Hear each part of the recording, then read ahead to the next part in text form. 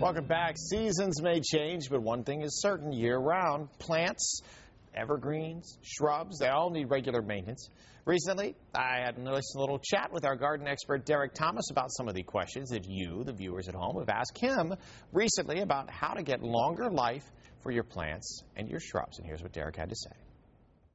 All right, today for How Does Your Garden Grow, we are asking Derek Thomas from Thomas Landscapes once again to answer some questions that some of you viewers at home have and some of the questions that you get asked, quite frankly, by people on the street, right? Absolutely. All right, the first question that people have today is talking about which plants you should plant near each other. I guess like people, some plants probably get along better with other plants, right? Right. And, you know, the thing about this is you want to make sure, and this is where I always say, you know, if you're in doubt, go to a reputable garden center or consult a professional or get a book. And there's a lot, or go on the internet. There's a lot of information on the internet.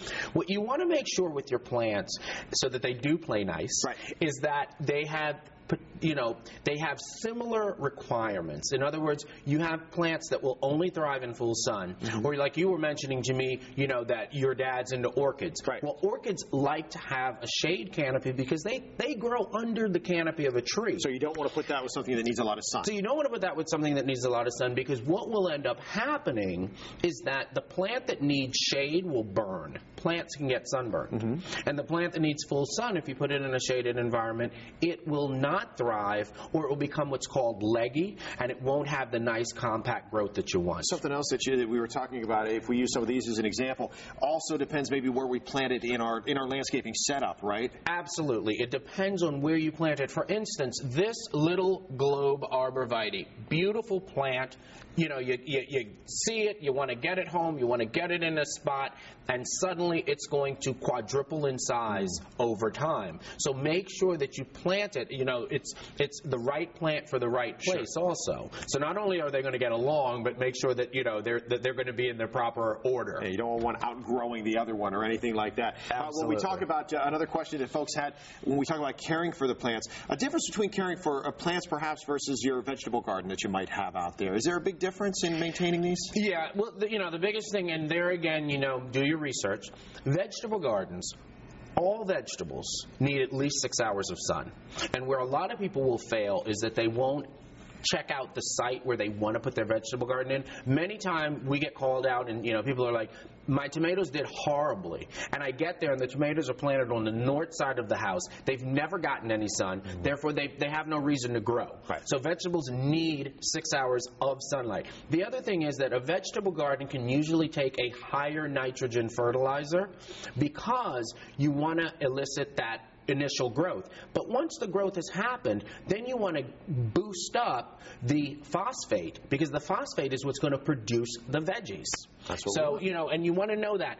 Now, with most of the plants that you see here, your evergreens, for instance, you don't want to give them a real high nitrogen fertilizer. You want to give them a fertilizer that's going to be slower in the nitrogen release, so it's going to sustain the green growth. Right, if we're starting a new garden, another question for you. What are some of the biggest mistakes that people make? And I think a lot of this comes down to the amount of moisture that we're dealing with. People probably get excited. They want to put a lot of water out on their plants to make sure that they grow real pretty. Is that a mistake? Well, you know what? You can water dependent on the temperatures, but the biggest, overwatering absolutely is a big problem.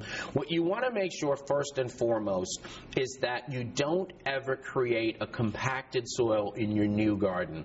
What that is if you get out there right after it's rained and the soil, if you pick up a chunk of the soil in your hand and you can squeeze water out of it, stay out of the garden. Wait until you pick it up and it forms a ball, but it easily breaks apart, because that way you won't compact the soil and you won't ever overwater, because your soil will always have proper drainage. Soil stays healthy, plants grow better. And then, you know, you don't want to plant things too close together either. You know, you want to keep in mind, like say for instance this grassy plant here, even though it's in a 1-gallon container, it is a spreading variety. It's not the clumping variety. So you can plant this twice as far apart as you would its cousin that's the clumper. Just like people, sometimes you need a little room to breathe. you need your little foot, your square foot of space, you know. That's right. Derek, thanks a lot. Always a pleasure. We put some more advice on our website. Link you to Derek's website as well. Go to myfoxdc.com. And we thank you for your questions. We hope we answered a few of your questions this morning. Derek, thanks a lot.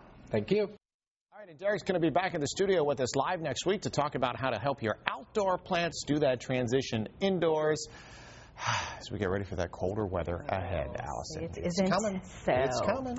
It is 8:49 right now, 66 degrees on a Thursday morning over 25 area theater and performing.